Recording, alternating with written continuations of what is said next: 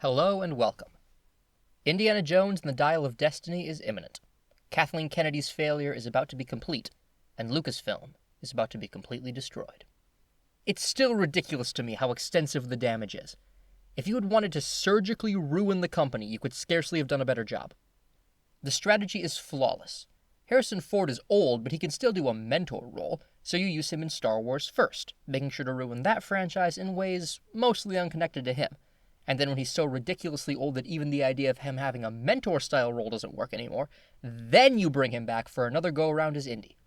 They were so thorough they even brought back Willow of all things as another hyper-politicized, terribly written TV show like The Witcher, just to make absolutely sure that no stone was left unturned and no aspect of this company was not razed to the ground. But Disney, as malicious as they are, screwed up this time. In their arrogance, they assumed they could still count on their bought and paid for Access Media critics, and they screened the film at the Cannes Film Festival, just as Crystal Skull had been 15 years before. And if Disney had been right about the critics, or if the film had been good, or if they had just done this only a week before the film hit theaters, this might have been alright. But none of that was the case, and the critics tore this movie apart. Now those reviews have had a month to filter into the general audience, and we've had a month to get comfortable before all hell breaks loose. See, the plot has essentially been spoiled by this point. Oh yeah, I guess this is the spoiler warning. And it looks like the very worst outcome has been avoided. This film does not appear to end with Indy being retconned from existence and a Phoebe over here taking his place in every iconic adventure, retconning the entire original trilogy of Indy films. That is one bullet dodged, since it leaves the originals untarnished. If only Star Wars had been so lucky. But even that is only a small mercy, since the film we get seems tailor-made to aggravate anyone who liked the old films. Indy is predictably emasculated, his goddaughter does everything important, and she even physically overpowers him at the end. Anyone who comes to this film for the character in the title is not going to leave happy, that much is clear. The really amazing part is that even compared to Kingdom of the Crystal Skull, this film is bad. In fact, it's causing some critics to look back on Indy 4 and see it slightly more positively now that they know just how bad things can truly get. It seems like just about everything Crystal Skull did wrong, Dial of Destiny does worse. You thought Indy was too old in that movie? Harrison Ford will be turning 81 during this film's run. You thought the setting of the Cold War was incongruous with Indiana Jones as an archetype? How does 1969 sound? You thought Indy's son stole focus? Phoebe Waller-Bridge has a greater emphasis than Shia LaBeouf ever did. You thought bringing in honest-to-goodness aliens was jumping the shark for this series? How does time travel sound? It takes a Herculean effort to make Crystal Skull look good by comparison, but by all accounts, this movie pulls it off. Now, anyone paying attention knows this film is going to suck. Anyone paying attention probably predicted that the moment Kathleen Kennedy's name was attached to the project. But for the average audience member, it's unclear exactly how much they know.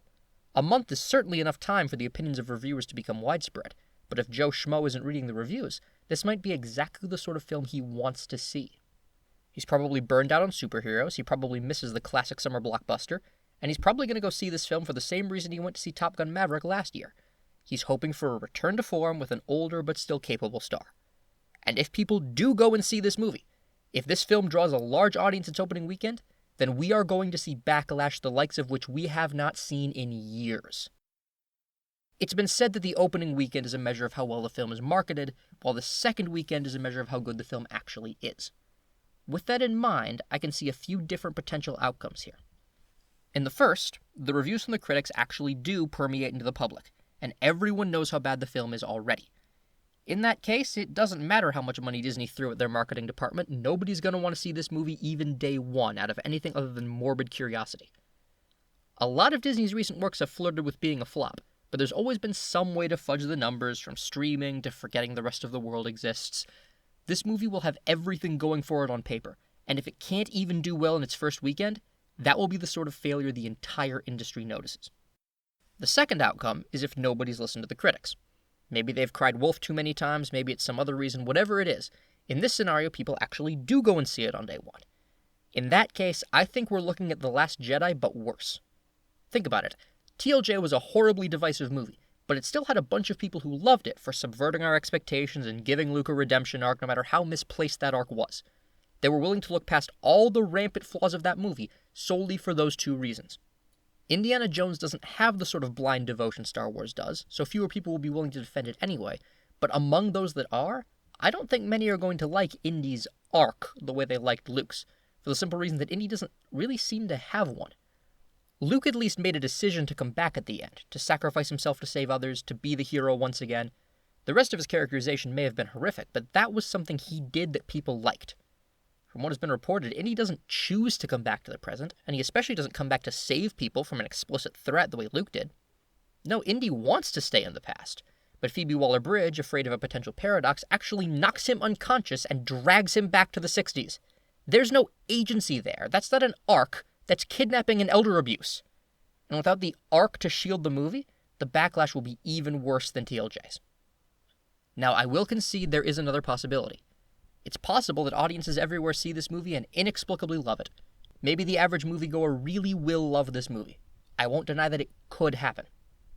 If that happens, Disney will go ahead with their plans to use Phoebe Waller-Bridge as Indy's explicit replacement, and that will probably go down very badly. But I really don't think it's likely the average audience likes this movie, certainly not in enough numbers to actually turn a profit. No, I think we either get a worse TLJ where the film drops off a cliff after the first weekend, or we get a film nobody sees at all. Whatever outcome we get, though, we're going to see backlash, and united backlash, in such levels that might just dwarf Star Wars. Think about this. Even The Rise of Skywalker, which very, very few people actually liked, was a film people hated for very different reasons depending on how they felt about The Last Jedi. If they hated TLJ, they probably hated TROS for similar reasons, like inconsistency and contrivance and character assassination. If they loved TLJ, they probably hated TROS because it shat on TLJ the same way TLJ shat on everything else. Nobody could agree on what the problems with The Rise of Skywalker were, and it fragmented the backlash. But here, this movie isn't coming off of a divisive predecessor. It's coming off of a reviled predecessor, and it seems to be worse in every possible way. That's going to ignite the backlash, to concentrate it.